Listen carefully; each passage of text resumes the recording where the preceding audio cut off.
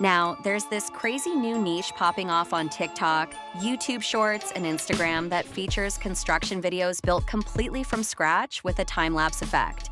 And the numbers this niche is pulling in is honestly just wild. This YouTube channel, for example, just started posting about 2 weeks ago.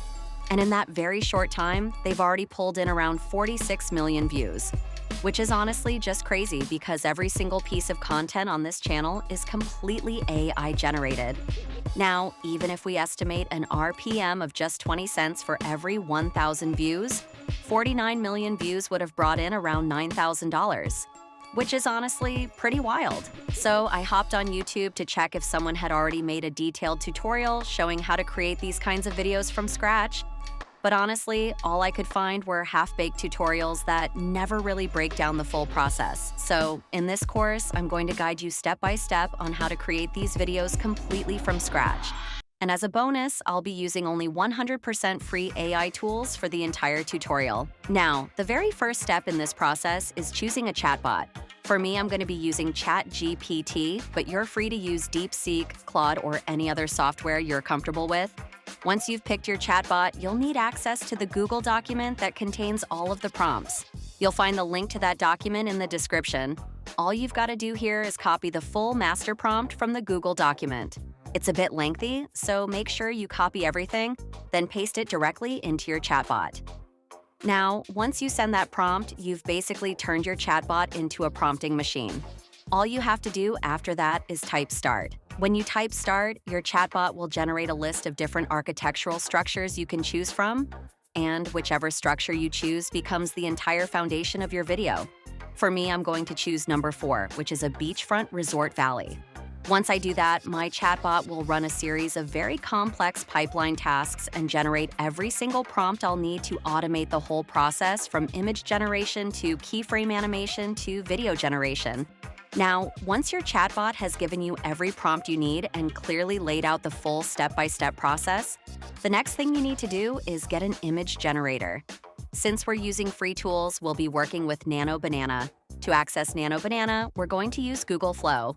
So, go ahead and open your browser, search for Google Flow, and sign up using your Google account. Now, when you sign up, you should land on an interface that looks like this. The very first thing you want to do is switch from the text to video model to the create image model. Once that's done, head back to your chatbot. Copy the first image prompt it gives you and paste it into Google Flow. Now, once you send the prompt, Google Flow will use Nano Banana in a few seconds to generate a really clean construction image for you. Now, the first image that gets created is the empty land, which serves as the construction site. The next thing you need to do is download that image and upload it into the reference section in Google Flow. Once the image is uploaded, go back to your chatbot, copy the image to prompt and paste it into Google Flow. The next image you generate should be the exact same construction site, but now with workers actively on site and a few bulldozers placed around the area. Once that image is ready, download it and upload it into Google Flow.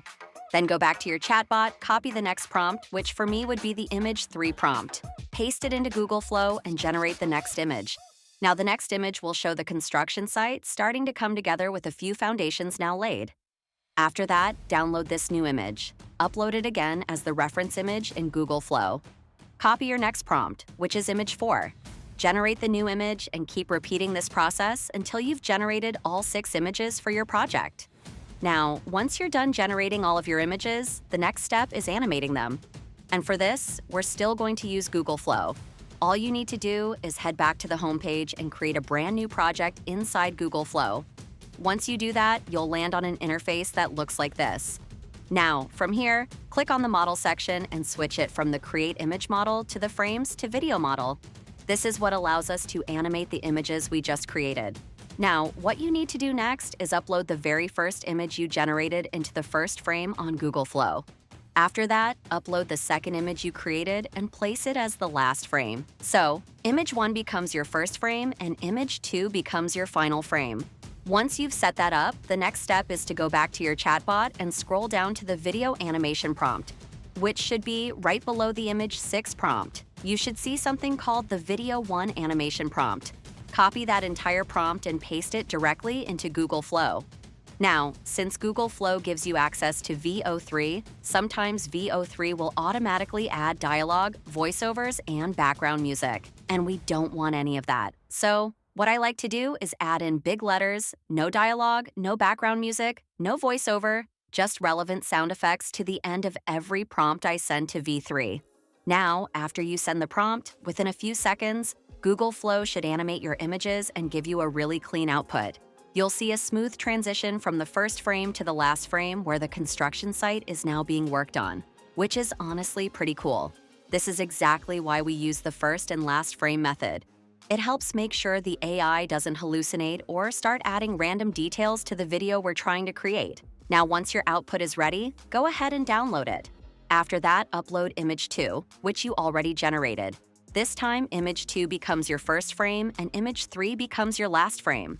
So image 2 is the first frame and image 3 is the last frame.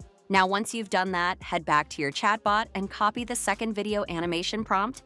Then paste it directly into V3 and send it. Now, just so things don't get confusing, here's an easy way to remember how this works. Now, image 1 and image 2 gives you your first video. Image 2 and image 3 gives you your second video. Image 3 and image 4 gives you your third video. So basically, the last frame from the previous project always becomes the first frame in your new project, paired with the next image you generated in the exact sequence. Now, after you send the prompt, the output for your next video should look something like this. In my case, it shows the construction site coming together. Now, from here, all you need to do is repeat this exact same process to animate every image you generated and turn them into videos. Now, once you've got all your videos ready, the next thing we need is a background track. The most flexible and safest way to get this is by generating one using a music generator. In the Google document, scroll all the way down to the final prompt, which is the music generation prompt, and copy everything in it. Then head over to Suno AI. Once you sign up on Suno AI, click on the Create tab, which will take you to an interface that looks like this. From there, all you need to do is paste in the prompt you copied from the Google document, turn on the instrumental option, and then click Generate. Now, Suno AI is a platform that gives you daily credits to generate music. It's also one of the safer options because you can monetize the music you generate without running into copyright issues. I'm speaking from personal experience here. Now, once your track is ready in Suno AI, go ahead and preview it to hear how it sounds. If you're happy with it, click on the 3 dots and download the track.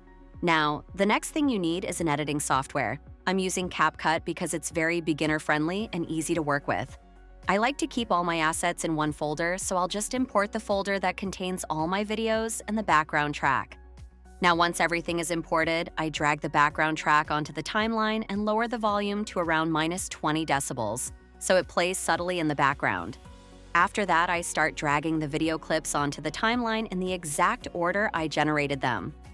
So clip 1 goes first, then clip 2, then 3, 4, 5, and so on until everything is lined up properly. Now, I'm going to crop the background track so it's the exact same length as the footage. This way, it doesn't overlap or cause any blackout at the end of the video. After that, I like to add a fade-out effect to the background track so the audio gently fades away as the video comes to an end. Now, once all that is done, the final step is exporting your video. If you follow the exact same process I did, I recommend exporting in 720p. This makes it much easier to use an online video upscaler later to increase the resolution and make the video look clean and crisp.